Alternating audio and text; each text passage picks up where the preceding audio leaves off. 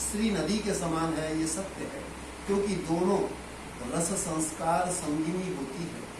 रस के जल के संस्कार का स्वच्छाधिक का संग नदी में होता है, अर्थात नदी में स्वच्छ जल होता है और स्त्री में काम रस का आधिक्य होता है। महापुरुषों के द्वारा रक्षित होने पर भी सर्पिणी, व्याघ्री आदि नख वाले प्राणी और दुष्ट अंतःकरण की स्त्रियां, इनका विश्वास नहीं करना चाहिए।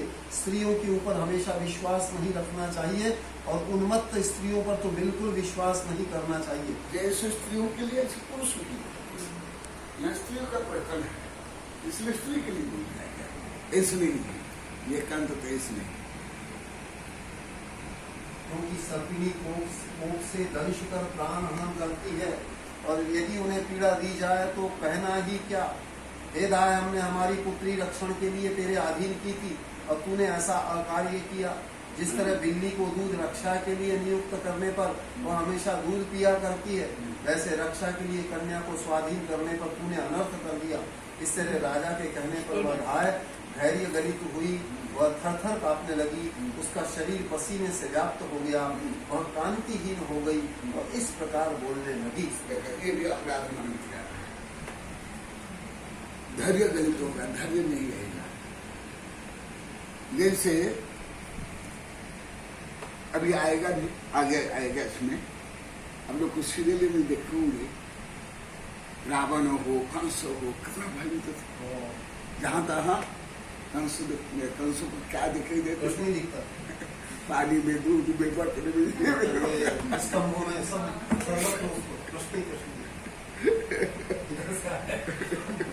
ये सब मन विज्ञान है, कोई दिखाई देता थोड़े सब नहीं।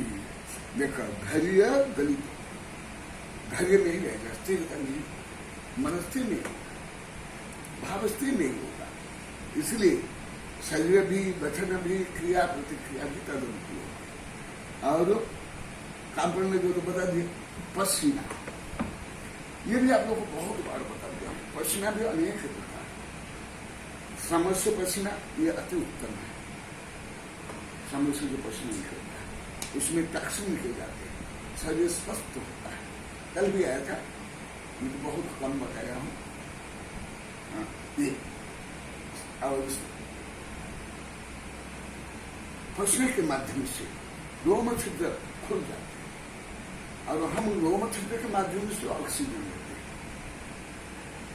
और जो पसीना निकलता है या आंसू निकलता है, अब लोग सब सुने होंगे कई बार, यहां भी हल्का बताता हूं। पसीना में वो अलग अलग केमिकल होते हैं। क्रोध से आंसू बहे या पसीना निकले, श्रम से या भय से, तो पसीना भले स्थूल रूप में दिखाई देता है एक समान, परंतु उसमें केमिकल अलग अलग। तो भय से भी, लज्जा से भी, श्रम से भी पसीना निकलता है। यहाँ तक अधिक हंसने पर जो पसीना निकलता है, आंसू निकलता है। और दया करुणा से या अपने दोष से पीड़ित होकर जो रोते हैं वो भी श्रेष्ठ है। उसमें वो जो तनाव है, अनेक प्रकार रासायनिक प्रक्रिया होती है, वो रासायनिक जो निकलते हैं, जो अच्छा रासायन है, वो शरीर के लिए, मन के लिए गुड है। अब ये भी आप लोग को बताया ना 60 प्रकार, तो ये पसीना निकलेगा, अलग अलग पसीना निकलेगा, तो पसीना निकलने लगा। और कांति ही, अब देखना सुंदर से सुंदर, गोरा से गोरा, मेकअप क्या हुआ, suit boot tie blouse, nail polish, lipstick, ये सब पहना डेकोरेटेड है। परंतु जब वो दुखी हो, संक्लिष्ट हो, तनाव से युक्त हो, देखो, और कोई प्रसन्न चित्त है, शांत, नैतिक, धार्मिक, वो दोनों में अंतर है। बहुत अंतर, बहुत अंतर। प्रसन्न चित्त होता है वैसे ही सुंदर दिखते हैं। प्रसन्नता से कितना मेकअप कलर दुखी हो तो पहले भी कई बार बोले, सब बच्चे बोलते कांति भी क्यों, उसका विज्ञान भी पता है, जो तो अभी भी बताया, पर जो नहीं पाते हो। प्रसन्नता होने से ये शरीर का खून चेहरा में और ऑक्सीजन ज्यादा ग्रहण जिससे चेहरा खिल जाता है। और दुखी होने पर ये खून चल जाता है, इसलिए बुद्धि भी कम हो जाएगी, चेहरा भी दब जाएगा, हाँ, तेजी ही विज्ञान जैसे आप लोग को सब बांधते थे ना, ऐसे कोई विज्ञान पढ़ता हूँ देखता हूँ क्या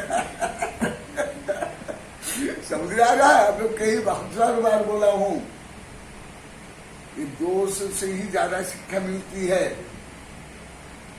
सब महापुरुष भी तीर्थंकर वगैरह वैराग्य संपन्न किससे हुए? अभी जो 3-4 ग्रंथ पहले पुराने के दोष से, पापों से, दुर्घटना से, उसी से वैराग्य अनुकूलतम नहीं हो तो कंति ही आगे राय सच्चा वृत्तांत कहती है, यादव वंश के बालक राजन, आप दोनों के अनाथों के रक्षक हैं। कृपा करके एकाग्र चित्त से मेरी विज्ञप्ति आप सुन लें। हे राजेंद्र, इसमें कुंती का दोष नहीं है और न मेरा ही, परंतु पूर्व कर्मों का ही दोष है। और कर्म नट है, वह सबको नचाता है। कौरव वंश में उत्पन्न हुआ कुरु जांगल देश का स्वामी, इंद्र के समान सुंदर आकार वाला पांडु राजा अपने अखंडित वंश का पालन करता है। कुंती की याचना में लुब्ध तथा उसका रूप देखकर क्षुब्ध हुआ। जगत में उन्नतिशाली वह तीव्र काम विकार से बेफिक्र होकर किसी समय कुंती के महल में आया। उसने नाना रूपों का विकार उत्पन्न करने वाली मुद्रिका अपने हाथ में धारण की थी, तथा जो रूप प्राप्त करने की इच्छा होती है वह रूप तत्काल उससे उसको प्राप्त होता था। अदृश्य रूप धारण कर उसने कुंती के महल में प्रवेश किया। उस समय में वहां नहीं थी, अकेली कन्या कुंती ही वहां थी। उसके साथ राजेंद्र ने पानी ग्रहण किया, गांधर्व भी वहां किया और प्रतिदिन वह रमणीय पांडु राजा उसके साथ संभोग क्रीड़ा करने लगा। एक दिन उसको मैंने देख लिया और कुंती को उसके विषय में पूछने पर उसने यथार्थ वृत्त मुझसे कहा। इतने काल तक मैंने उसका रक्षण किया है, उसका दोष आच्छादित किया है। अब इसके आगे क्या उपाय किया जाना चाहिए मैं नहीं जानती, सो आपको योग्य जचे वह उपाय आप कीजिए। कर्ण की उत्पत्ति। ढाय का कहा हुआ वृत्तांत राजा रानी ने सुना। मैंने भी एकदम तो इक्वल नहीं है, कुछ समानता तो विषमता लिए ऐसे ही बने। कुछ विचार कर उन्होंने इसलिए पांडव पुराण में बार बार आया था महाभारत, है ना? नहीं है? इसी प्रकार जो पद्म पुराण है रामायण। मन में कुछ विचार कर उन्होंने स्वयं भाई से कहा कि इस दोष का आच्छादन कर। यद्यपि यह वार्ता आच्छादित की थी, फिर भी तो भी जैसे तेल बिंदु विस्तीर्ण पानी में फैल जाता है, वैसे ये वार्ता भी जगत में फैल गई। 9 महीने पूर्ण होकर महाशोभावान चमकने वाला कांति समूह रूपी भूषण से युक्त उदित होने वाले सूर्य के समान पुत्र को कुंती ने जन्म दिया। कुंती को पुत्र हुआ है, ये वार्ता नगर में फैल गई।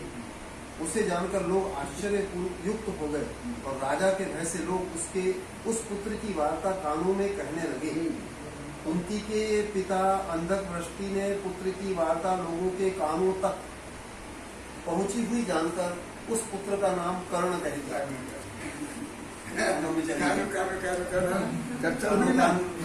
विषय इसलिए उसका नाम पड़ गया कर्ण। रावण का क्या नाम है? तुम बोलो, रावण का क्या नाम? रावण का इस नाम क्यों पड़ा? हाँ, बोलो आप लोग तो कई बार सुने। नहीं, रावण को बड़ा मैं पूछा, दर्शन नहीं पूछा। जब कैलाश पर्वत वो उठा रहा था तो उस समय वो क्रंदन करने लगा, तो उसके कारण उसका नाम रावण पड़ गया। रो रहा। बाली मुनिराज वहाँ ध्यान कर रहे थे, तो रावण वहाँ से जा रहा था तो उसका विमान वहाँ रुक गया। नीचे उतर के देखा कि ये मेरा शत्रु है और अभी ध्यान कर रहे, तो उसने उनको पहाड़ सहित उल्टाने के लिए नीचे जाके पहाड़ उठाया। और मुनिराज ने सोचा कि यहाँ जो जितने जीव जंतु ये इसके कारण मरेंगे, इसलिए उन्होंने अपना केवल अंगूठा दबाया। उससे रावण वो नीचे धंसने लग गया और वो पहाड़ भारी हो गया, तो उससे वो रोने लग गया। तो फिर मंदोदरी ने जाके मुनिराज से प्रार्थना की कि मेरे पति को बचा, और वो रोने लग गया, इसलिए उसका नाम रावण है। और स्वयं रोगा रावण और दूसरों को रुलाया, इसलिए रावण। कल भी आया ना, आज भी कविता तुमने पहले किया ना, सब नाम कैसे चक्षुष्मान खेमंकर, तुम लोग को जैसे नाम है क्या, टुट्टू पुट्टू कुट्टू।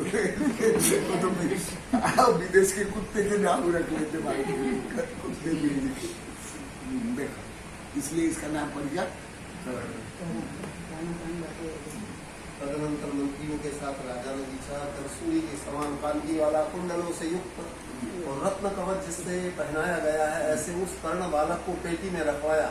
कर्ण के वृत्तांत का निवेदक पत्र द्रव्य के साथ पेटी में रख दिया, और वह पेटी त्वरा से बहने वाले यमुना नदी में के प्रवाह में छोड़ दी।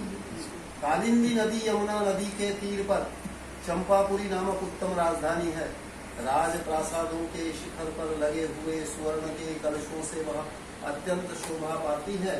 उत्कृष्ट मनुष्यों के जन्म की इच्छा करने वाले स्वच्छ अंतःकरण के देव दानवों को जो चंपापुरी नगरी ध्वज रूपी हस्त समूह से मानो बुलाती है।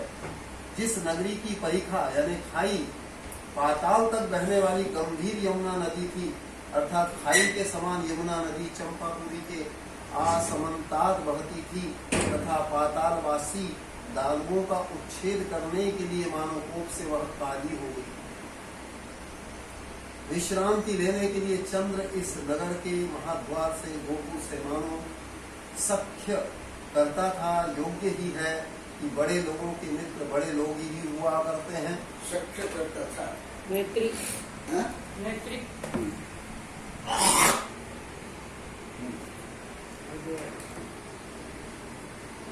बड़े लोग ही हुआ करते। चंद्र किरणों से परिपूर्ण अतिशय कांति युक्त और छिद्र रहित होने पर भी जिस नगरी के शंकाग्र से विदीर्ण होने से मानो रंध्र धारण करता है, जिस नगरी के महलों के शिखरों पर लगे हुए रत्नों के कुंभ रात्रि का अंधेरा नष्ट करते हैं, तथा लोगों के अंतःकरण में रहने वाले जिनेन्द्र भगवान उनके मन के अंधेरे को नष्ट करते हैं। यह चंपापुरी नगरी वासुपूज्य जिनेश्वर के गर्भ कल्याण और दीक्षा कल्याण से पवित्र हुई थी, तथा समीप के वन में वासुपूज्य प्रभु के दीक्षा कल्याण केवल ज्ञान कल्याण और मोक्ष कल्याण को धारण करती थी। वासुपूज्य जिनेन्द्र के पांचों ही कल्याण यहाँ ही होने से यह नगरी पवित्र हुई थी। यह अंग देश की प्रधान राजधानी थी। इसमें अनेक देशों के लोग निवास करते थे। यह अगणित पुण्यों की खान थी। केले के खंबे के समान जिनकी सुंदर जंघाएं हैं, ऐसी स्त्रियों से शोभती थी।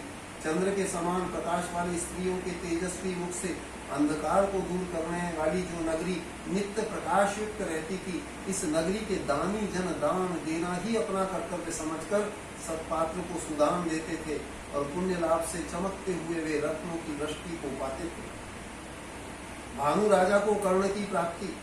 उस नगरी का राजा अनेक सज्जन विवेकी जनों के समूह का रक्षण करता था, और अपने प्रताप से उसने अगणित शत्रुओं के आश्रय नष्ट किए थे। उसका नाम भानु था। वह गुणों से भी भानु था। उसकी देह कांति सूर्य के किरणों के समान थी। शत्रु की ईंधन जलाने में वह चित्र भानु था, अर्थात अग्नि था, तथा प्रताप से वह भानु सूर्य था। रात में किरणों के साथ सूर्य नष्ट होता है, परंतु वह अपनी अंग कांति और प्रताप से समस्त दिशाओं के मुख उज्ज्वल करता था। इसके दान से लोग कल्प वृक्ष को शीघ्र भूल गए, अर्थात राजा से याचकों को इच्छित दान मिलता था। अतएव वे कल्प वृक्ष, चिंतामणि और कामधेनु को भूल गए थे। देखो हिंदू धर्म में यहाँ जो कुछ समानता को समझ आ रहा है और कुछ अंतर।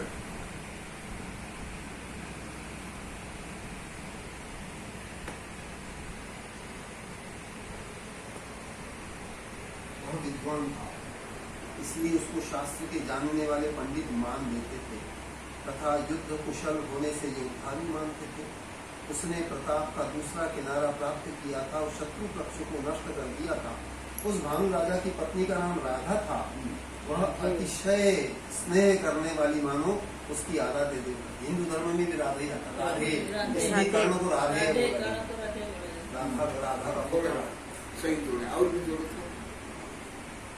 और ये मंजूषा में रख करके और यमुना के प्रवाह में बहा दिया, ये भी आता है हिंदी में। आता है, उसको बहा दिया, वो भी आता है, कुंती ने उसको बहा दिया। कुंती ने उसको बहा दिया। वह अतिशय स्नेह करने वाली मानो उसकी आराध्य देवता थी। वह प्राप्त हुई लक्ष्मी के समान आनंद देने वाली, शुभ और सुखी करने वाली थी। जिसका रूप, जिसके गुण, जिसका उन्नत सौभाग्य तथा जिसकी देह कांति, ये सर्व किस विद्वान से वर्णनीय होंगे। अर्थात इसके रूप, गुण, सौभाग्य तथा देह कांति अनुपम होने से उनका वर्णन करने में कोई भी विद्वान समर्थ नहीं था। उपमादिक अलंकारों से सुशोभित, वैदर्भी लाठी आदि पद्धतियों को जानने वाली, दोष रहित ओज, श्लेष, कांति, समाधि आदि गुणधारिणी वाग्देवी सरस्वती देवी जैसे राजा के हृदय में शोभती थी, वैसे अलंकारों से मंडित लोक रीति को जानने वाली, दुष्शीलादि दोष रहित और पाति इत्यादि गुण सहित वह राधा रानी भानु राजा के हृदय से संलग्न होती हुई शोभने लगी। बहुत गुणी रानी, केले के स्तंभ समान जंघाओं से सुंदर दिखने वाली वह राधा रानी रंभा के समान ही नहीं, उससे भी अधिक शोभा वाली थी। कटाक्ष युक्त आंखें जिसकी है, ऐसी वह शुभ रानी विस्तीर्ण भोगों से आलिंगित थी, अर्थात अनेक प्रकार के भोग पदार्थ उसके पास थे। पति की संपत्ति की वह स्वामिनी थी, विपत्तियों से रहित थी, शत्रुओं की परंपराओं से रहित थी। उसका मुख ऊंचा था, अर्थात वह बड़ी तेजस्विनी, परंतु ये सब होने पर भी वह पुत्र रहित थी। इसी समय भावी दैव को जानने वाले ज्योतिषी को राजा ने बुलाया और पूछा कि मुझे पुत्र प्राप्ति होगी अथवा नहीं। अष्टांग निमित्तों के जानने वाले वचन कुशल ज्योतिषी ने मन में विचार किया और राजा के वचन सुनकर इस प्रकार उत्तर दिया, हे भानु राजन, तू सूर्य के समान तेजस्वी है। हे राजन, तू मेरा वचन सुन, मैं स्पष्ट कहता हूँ, शब्द प्रश्न रूप निमित्त के द्वारा मैं उत्तर कहता हूँ। जब यमुना के किनारे पर तुझे पेटी में बालक की प्राप्ति होगी, तब तुझे जिसका आदर लोग करेंगे ऐसे पुत्र की प्राप्ति होगी। इसी समय बालक सहित वह संदूक यमुना जल में बहती हुई चंपा नगरी के समीप टाँकी से उत्कीर्ण तट पर आ पहुंची। संदूक तट पर आई है, ये सुनकर राजा नौकरों के द्वारा उसे ले गया। उसको देखकर और खोलकर अंदर अद्भुत बालक को उसे देख पड़ा। उसे अपनी गोद में लेकर नैमित्तिक के वचन का मन में विचार करता हुआ राजा राधा को बुला, शुद्ध कार्य को जानने वाली, समृद्ध और बुद्धि के पारंगत राधे, रूप से सूर्य को जीतने वाले इस उत्तम पुत्र को तुम ग्रहण करो। राजा का वचन सुनकर अपने कान को खुजाने वाली रानी ने उत्कंठित चित्त होकर पुत्र को ग्रहण किया। पुत्र को ग्रहण करते समय राधा ने अपने कान खुजाया, यह देखकर वहाँ भी राजा ने उस बालक का नाम कर्ण रखा। वहाँ अलग कारण है, लेकिन अब ये सब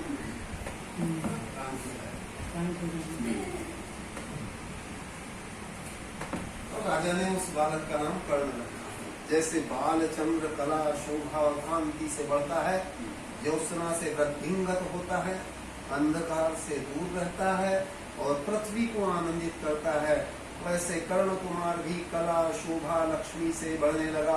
वह अज्ञान रहित अर्थात पंडित हुआ और लोगों को आनंदित करने लगा। इस प्रकार कर्ण को पूर्व जन्म के शुभ कर्म के उदय से खूब सौभाग्य की प्राप्ति हुई।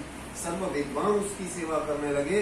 उसका देह दिव्य था, वह अनेक प्रकार की क्रीड़ा करता था, सर्व शास्त्रों का ज्ञाता था और शुभ सामुद्रिक लक्षणों से उसका शरीर संपन्न था।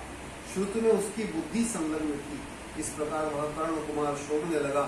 यह कर्ण कुमार शास्त्र सुनने में निपुण, कला और कीर्ति का स्वामी, कांति युक्त, दया का चिन्ह जो दान उससे युक्त था, अर्थात याचकों को दान देता था। मधुर कृपा से उसका मन व्याप्त हुआ था। वह कुंती का पुत्र था।